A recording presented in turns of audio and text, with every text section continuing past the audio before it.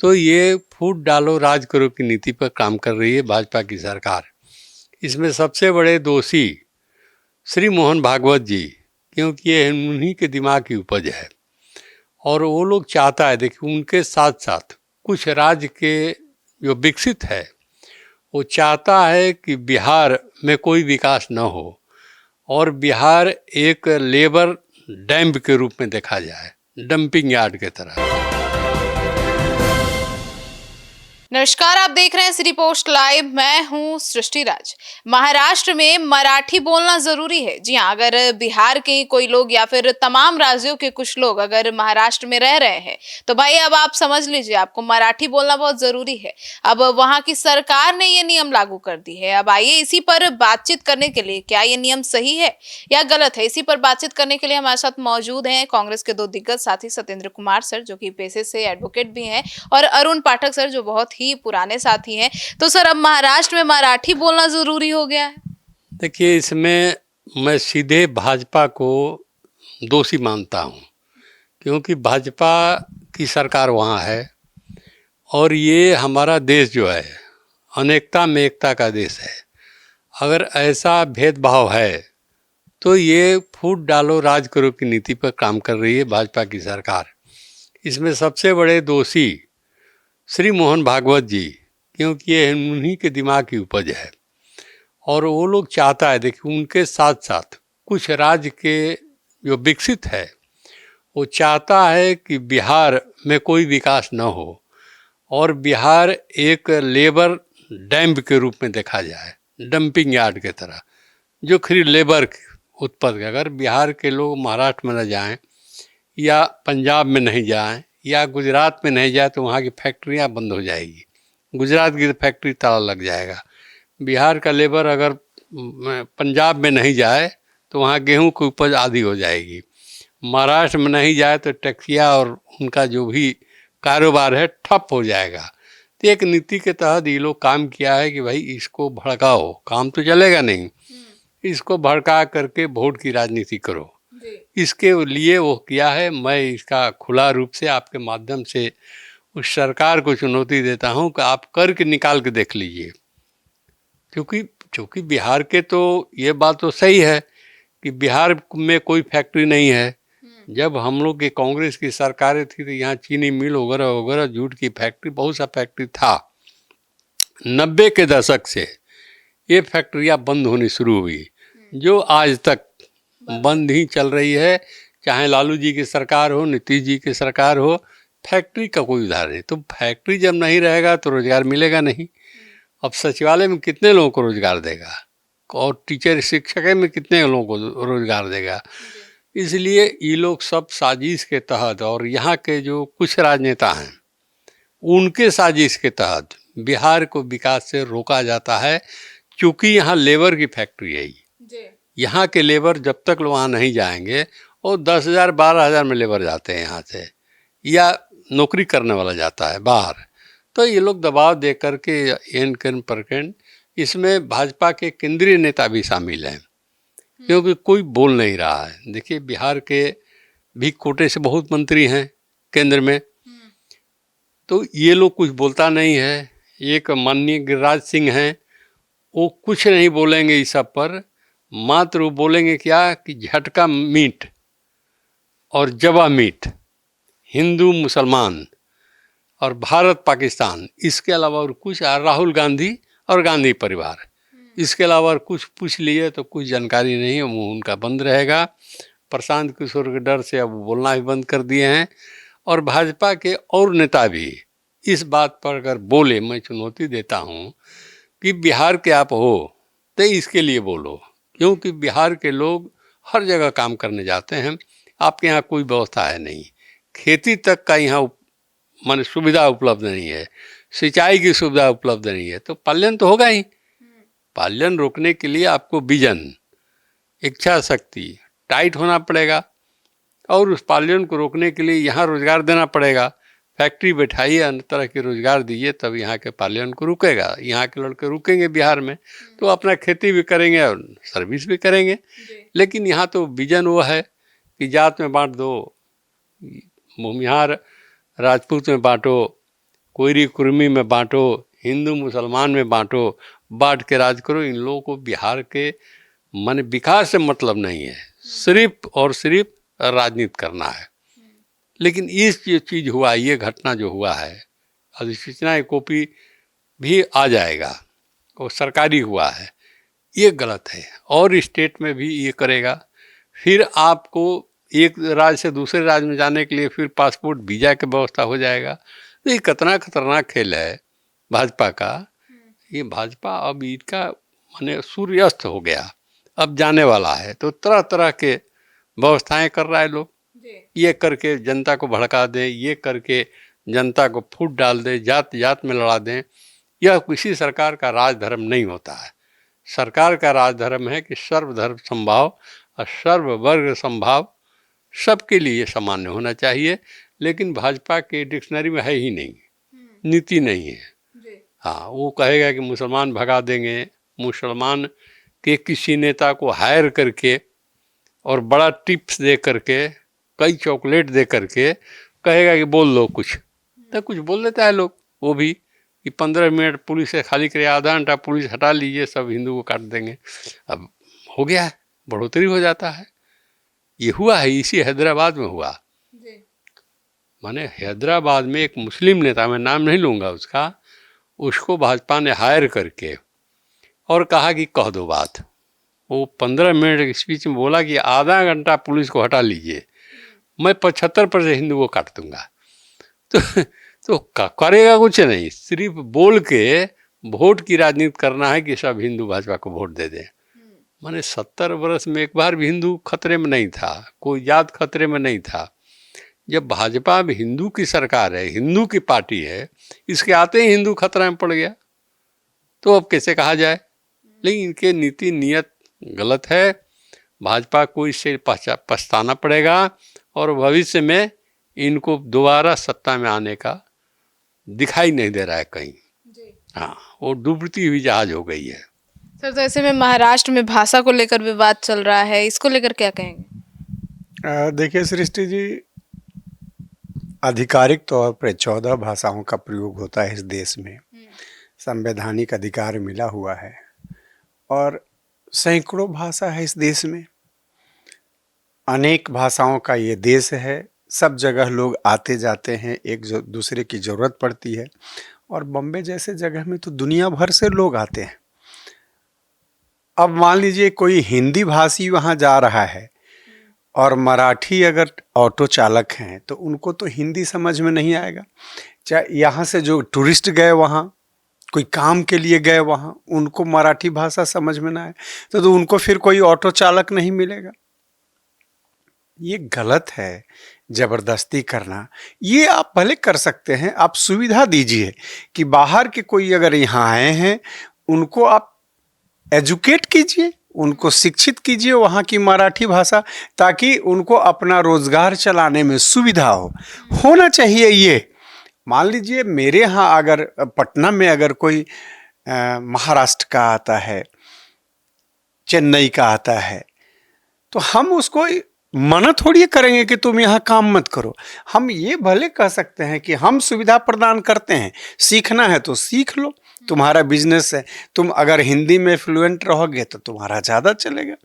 ये होना चाहिए, एक दूसरे को सम्मान करना चाहिए, सहयोग करना चाहिए। लेकिन बीजेपी का क्या है, वो लगातार कोशिश करते रहता है नफरत पैदा करना, कुछ ऐसे विवादास्पद बातों को सामने लाना ताकि उनकी जो गलतियां हैं उस पर लोगों का ध्यान नहीं रहे। जैसे देश में अभी देखिए 2 घटनाएं घटी है। सत्येंद्र जैन जो दिल्ली वाला है, आपका लीडर, उनको 21-22 के एक टेंडर में जेल भेजा गया, ईडी किया है, और उस दिन भी वो जेल गए थे। जिस दिन कई टेंडर का है उसी दिन वो जेल गए थे। एक दूसरा, यूपी में आजम खान के यहां ईडी का छापामारी वगैरह हुआ है। तो ये क्या है, मनी लॉन्ड्रिंग में जब मिनिस्टर थे तब, तो भाई उससे 10 साल से आपकी सरकार है वहां, 10 साल आप क्या कर रहे थे? जब आप नीट घोटाला में और बहुत सारे चीज आपके यहां घोटाला है तो उनकी जांच आप नहीं करवा रहे हैं, उस पर किसी की धरपकड़ नहीं हो रही है। नीट में फर्जीवाड़ा करने वाले यहां संजीव मुखिया जो है उसको क्लीन चिट आप दे रहे हैं, कहीं नहीं हो रहा है। आपके रिजिम में इतने घोटाले हुए, इतने स्कैम चल रहे हैं, सारे अनियमितताएं चल रही है, तो उसको छुपाने के लिए कहीं कहीं किसी किसी को कर करके और बेवजह तूल दे रहे हैं। ये बीजेपी की फितरत है, ये बड़ी खतरनाक है। एक तो कोई काम ये सरकार नहीं कर रही है, और दूसरे जो गलतियां, चूंकि ये लगता है जैसे ये जानबूझ करके करवाते हैं, ये सारे स्कैम, सारे गड़बड़ झाला ये खुद करवाते हैं, इसीलिए उसको आम पब्लिक का ध्यान उस ओर नहीं जाए भटकाने के लिए ये दूसरे उल्टा सीधा काम करते रहते हैं। किसी में किसी को कोई सजा नहीं होती है, लेकिन ये काम करते रहेंगे। आपके कई ऐसे लीडर हैं, संजय सिंह को 180 दिन जेल में रखा और तब कोर्ट बताया कि इन पर तो केस ही नहीं बनता है। तो भाई पुलिस आपकी है, धरपकड़ आप करते हैं, कैसे आप करते हैं, कैसे आप सबूत नहीं दे पाते हैं? क्या कारण है? इतनी नाकामी आपकी क्यों है? इनकम्पिटेंट क्यों है? और होंगे ही, क्योंकि जो आज तक स्कूल कॉलेज में पढ़ा नहीं, फर्जी डिग्री लेकर के जो घूमेगा वो क्या करेगा? यही सब करेगा, फर्जीवाड़ा, सारा शासन प्रशासन का फर्जी काम, दूसरा नहीं कर सकता है। तो ये लेकिन अब ज्यादा दिनों तक चलने वाला नहीं है। अभी देख रहे हैं क्या चल रहा है, जेन अल्फा शुरू हो गया है। देश में 4 ऐसे हैं, स्पेशल एजुकेशन में कुछ सुधार हो उसके लिए 4 सेंटर पे पहले से बने हुए हैं, केंद्रीय विद्यालय के अलावे रीजनल। उन चारों में सिस्टम कुछ अलग है, सीबीएसई के लिए ही, उसी केंद्रीय विद्यालय के लिए, लेकिन शोध परक है, कुछ अलग है। अब उनको मर्ज करने की बात आप कर रहे हैं केंद्रीय विद्यालय में, उन बच्चों का कैरियर क्या होगा? पहले जो पैटर्न था, जो सब सिस्टम था, उससे अलग जो है केंद्रीय विद्यालय में, उसमें आप मर्ज करने की बात क्यों कर रहे हैं? रोज नया नया इनोवेशन हो रहा है, नई नई दुनिया भर में जानकारियों का, आप उस पर नहीं ध्यान दे करके वही चल रहे हैं। मर्ज करके उसका जमीन वमीन जो होगा, बिल्डिंग विल्डिंग खरीद, वो किसी व्यापारी मित्र को दे देंगे। ये सब फेरा है, सब में कहीं ना कहीं इकोनॉमिकल कारण खोज लेते हैं, और कहां अपने मित्रों को फायदा है इसका ख्याल रखते हैं। ये नहीं हो रहा है कि नीट एनटीए जो है संस्था, जिसको बना दिए हैं एक एनजीओ की तरह, और वो कर रहा है जिसकी कोई रिस्पॉन्सिबिलिटी नहीं, कॉन्ट्रैक्ट बेसिस पर जहां होते हैं। 1 लाख से ज्यादा स्कूल बंद कर देना पड़ा। तो इन पर विचार होना चाहिए ना, कि हमारे गरीब गुरबे के जो बच्चे हैं, जो उन स्कूलों में पढ़ते रहे हैं, वो कहां गए? या तो पढ़ाई छोड़ दे रहे हैं, क्योंकि जनसंख्या, पढ़ने वालों की संख्या घट तो नहीं रही है, लगातार देश की संख्या बढ़ रही है जनसंख्या, तो पढ़ने वाले बच्चों की भी संख्या बढ़ रही है। फिर 1-1 लाख स्कूल क्यों घटाना पड़ा सरकार फील्ड की? इसलिए कि पढ़ाई आपने वहां बंद कर दिया है, तो मजबूरी बच्चे पैसे दे करके कहीं ना कहीं प्राइवेट स्कूलों में जा रहे हैं। आपको शिक्षक नहीं भर्ती करना पड़े, ये सारा चीज नहीं करना पड़े। वादा तो करते हैं कि 2 करोड़ हर एक साल देंगे, लेकिन हर एक साल आप खत्म कर रहे हैं। अगर 1 लाख स्कूल बंद हो गया, इसका मतलब 1 करोड़ रोजगार गया। 10-10 अगर एक स्कूल में टीचर होगा तो 1 करोड़ गए ना, आप रोजगार खत्म कर रहे हैं।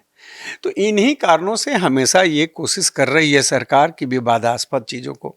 अब लोग सवाल कर रहे हैं कि भाई आप राम जी के खजाना जो लूट लिए, अब फिर वहां रख रहे हैं उन लुटेरों को ही, जो 420 का जिन पर आरोप है, कहीं किसी और मुझे तो ये समझ में नहीं आता कि ये सरकार इन कर्मचारी अधिकारी वगैरह का ट्रस्ट क्यों बनाती है। भाई साधु सन्यासी हैं जो जीवन का सारा चीज त्याग करके सेवा के लिए ही आए हुए हैं, उसी के लिए वो मंदिर है। मंदिर सेवा के लिए है, आम की सेवा के लिए। तो वैसे लोगों को रखो ना। तो तुम व्यापार केंद्र बनाए हुए हो, वहां जो चढ़ावा आ रहा है उसको वसूलने के लिए, अपने काम में लगाने के लिए। जैसे देखिए, पहले से यहां एक संस्था थी, पीएम रिलीफ फंड, प्रधानमंत्री राहत कोष। उसके समानांतर एक बना दिया ऐसे ही पीएम केयर फंड। हमारे प्रधानमंत्री जी का तो है ना, तुक्का लगाते हैं, समानांतर शब्द रोज क्रिएट करते हैं, तुकबंदी वाला कवि की तरह। तो कर दिया और वो गौन हो गया। सरकारी फील्ड में जो था वो गौन हो गया और इसी में पैसे दिलवाते रहे। सरकारी कर्मचारियों से भी जबरदस्ती पैसा डलवाया पीएम केयर फंड में, जहां रक्षा मंत्री, गृह मंत्री और प्रधानमंत्री के देखरेख में हो रहा है। और उसमें है कि अब राइट टू इंफॉर्मेशन एक्ट में उसकी इंफॉर्मेशन नहीं ले सकते हैं कि पैसे कहां खर्च कर रहे हैं। आप अपने पार्टी में खर्च कर रहे हैं, विधायक खरीदने के लिए कर रहे हैं, एमपी खरीदने के लिए कर रहे हैं, किन कामों के लिए कर रहे हैं, कि ऑफिस बनाने के लिए कर रहे हैं, यह पता नहीं चल रहा है। ऑडिट सही जगह से ऑडिट करवा करके, और अगर कोई मांग रहा है राइट टू इंफॉर्मेशन एक्ट में, चूंकि पैसा देने वाला दे रहा है तो मांगने का हक है, आपका व्यक्तिगत नहीं है। चूंकि उस ऑफिस का, आपका प्रधानमंत्री ऑफिस का, उसमें एड्रेस के रूप में आप काम कर रहे हैं, ताकि लोगों पर भरोसा हो, उनको विश्वास हो कि हाँ ये सरकारी फील्ड का है। सरकारी फील्ड का है नहीं। तो इस तरह से ये लोग स्कैम करते जा रहे हैं, मनमानी कर रहे हैं, सारे संविधान विरुद्ध कर रहे हैं। जैसे आरएसएस आज तक रजिस्ट्रेशन नहीं करवाया, उसी तरह देखिए पीएम केयर फंड का भी है, ये राइट टू इंफॉर्मेशन एक्ट में लोगों को दे नहीं रहे हैं। रजिस्ट्रेशन तो है, रजिस्ट्रेशन है तो देना भी तो चाहिए। एक साधारण सा कोई एनजीओ बनाए हुए है तो उसका सारा चीज इंफॉर्मेशन आप मांगते हैं, गवर्नमेंट मांगती है, ऑडिट रिपोर्ट मांगती है हर एक साल। आप क्या कर रहे हैं? तो इस देश में सृष्टि जी सारे काम हो रहे हैं जो संविधान के विरुद्ध हो, और यह सरकार के माध्यम से हो रही है। अब क्या है, इस देश के लोग जागरूक हो रहे हैं, धीरे धीरे गोलबंद हो रहे हैं, सरकार के विरुद्ध हो रहे हैं, तो यही काम कर रहे हैं। कहीं भाषा के नाम पे, कहीं, अब जैसे यूजीसी का है, कोर्ट ने रोक रखा है, तब ना कोर्ट ने समझा ना कि उपयुक्त नहीं है। नहीं, आप क्या कर रहे हैं, 81% बैकवर्ड क्लास के लोग उसमें अभियुक्त हैं। अब उनको उसी क्लास में ले जा रहे हैं, कल हो के अभियुक्त भी नहीं बनेंगे। इतना बड़ा जो परसेंटेज है बैकवर्ड क्लास का, जिसमें खुद प्रधानमंत्री जी हैं,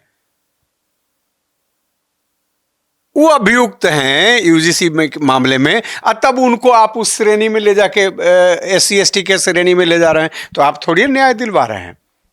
सब केस खत्म हो जाएगा उन पर। तो उन बच्चों को न्याय कहां मिलेगा जिनके साथ नाइंसाफी हुआ है? तो मकसद आप किसी को न्याय देने के लिए नहीं, आप समाज में विसंगति पैदा करके, नफरत पैदा करके अपना उल्लू सीधा करने का है। ये बंद होनी चाहिए, और नहीं बंद करेंगे तो आने वाले समय इनके लिए कष्टप्रद होगा। तो चलिए अब बिहार में आते हैं। आज आरजेडी जो है वो सड़क पर उतरी थी, राजभवन मार्च कर रही थी, और इस दौरान जो है वो वाटर कैनन भी यूज किया गया। इसको लेकर क्या कहेंगे? आपकी सहयोगी दल है। नहीं, आरजेडी ने ठीक किया। हम लोग भी विद्यार्थियों के साथ हैं।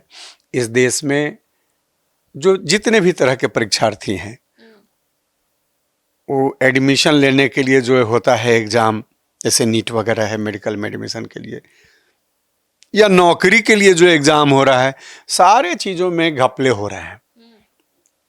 और सरकार के जानकारी में देख रेख करके हो रहा है। 152 से ज़्यादा एग्ज़ामों में लीक हो चुके हैं, और ये सरकार नाकाम है। सरकार जो है नाकाम है इसे रोकने के लिए, तो आम जनता को तो बताना ही है। और यही इस लोकतंत्र में, प्रजातंत्र में तरीका है, प्रदर्शन करके, धरना दे करके लोगों को बताना।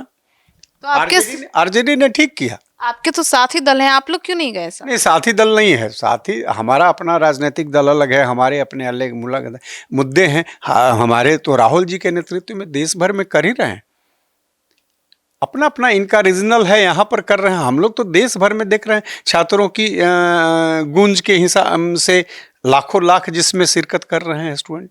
सर तो विपक्ष का आह्वान था, तो विपक्ष में तो आप भी हैं। विपक्ष का आह्वान नहीं था, आरजेडी का आह्वान था। आरजेडी गया, हम कहाँ उसकी कोई शिकायत कर रहे हैं।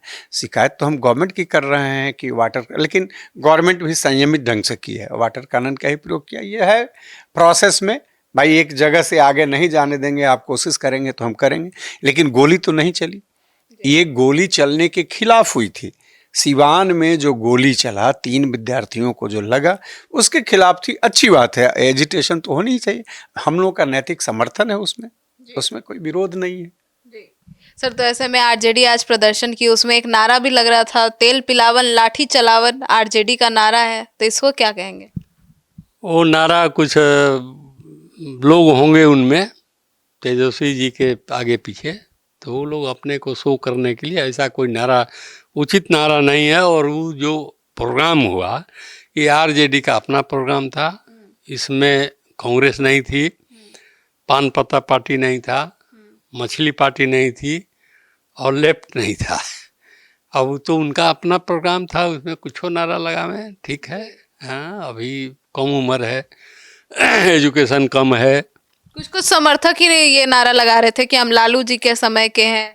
तो लालू जी भी तो भैंस पर सिंग भर के पकड़ के चढ़ते थे, कहते थे अपने, हम तो देखे नहीं हैं, लेकिन लालू जी कहते थे मुख्यमंत्री से कि हम भैंसिया के सिंग पकड़ के चलते हैं। तो बापर पुत परपर जोड़ा बहुत नहीं, तो थोड़ा न थोड़ा, और थोड़ा तेजस्वी में असर आ गया होगा, तो लाठी याद आ गया। उस समय तो बच्चे थे, जब लाठी भजावन और तेल पिलावन रैली जब गांधी मैदान हुई थी, तो तेजस्वी उस समय बहुत बच्चा थे। उनको अब याद है या कहीं सुने होंगे। ये उनके समर्थक बोल रहे हैं। हाँ, तो उनके समर्थक तो उसी टाइप के होंगे ना। अरे आंधर गुरु बहिर चेला, मांगे गुड़ तो देवे ढेला। तेजस्वी जी भी ठीक है, विपक्ष के नेता हैं, चला रहे हैं, 25 की संख्या में हैं, हम तो 6 में हैं, तो 6 में हम लोग 600 के बराबर हैं। उसमें कोई गलत हमारा विधायक भी नहीं बोलता है, गलत नारे भी हम लोग नहीं लगाते हैं, जन भावना का ख्याल रखते हैं। अब तेजस्वी जी का प्रोग्राम था, इससे ज़्यादा हम कुछ कह नहीं सकते उनके बारे में। ठीक है, उधर नहाए, पानी प्रशासनिक पानी से थोड़ा सा नहाए हैं, जिला प्रशासन ने वाटर से नहलाया है, चैनल चलाया है, ये लोग उसमें नाचे भी हैं, कुछ लोग उसमें, तो अच्छी बात है। खेलना चाहिए, हंसना चाहिए, प्रदर्शन करना चाहिए, हंसने से बीपी हाँ सामान्य रहता है। तो ठीक है, तेजस्वी जी अच्छे हैं, उनसे ज़्यादा तेज उसमें सुनील थे एमएलसी, तो वो भी तो बहुत ज़्यादा बोलते हैं, उनका भी बोली का कोई हिसाब किताब तो है नहीं, तो वही नारा लगाए होंगे ये लाठी वाला। उस समय वो थे, हालांकि आरजेडी में नहीं थे, लेकिन होशो हवास में थे, कोऑपरेटिव के राजनीति करते थे। तो सुनील भाई का ही दिमाग होगा कि भाई लाठी वाला नारा याद दिला दो, जिहान में फिर 90 की दशक लोगों को याद आ जाए, जो घर से ना निकलते थे 7 बजे के बाद। लेकिन ठीक है, तेजस्वी जी बढ़िया किए हैं, अच्छा बात है, आगे भी अच्छा करें, ये उम्मीद हम रखते हैं, इसलिए ठीक है, कोई दिक्कत नहीं। तो सुना आपने, तो अब महाराष्ट्र का मुद्दा भी काफी गरमाया हुआ है, और आज बिहार में नेता प्रतिपक्ष तेजस्वी यादव ने जिस तरीके से आज मार्च किया है, वो काफी जो लोग हैं उस पर प्रतिक्रियाएं दे रही हैं। आपकी क्या राय है इन तमाम मुद्दों को लेकर? अपनी राय कमेंट सेक्शन में जरूर बताइएगा। धन्यवाद।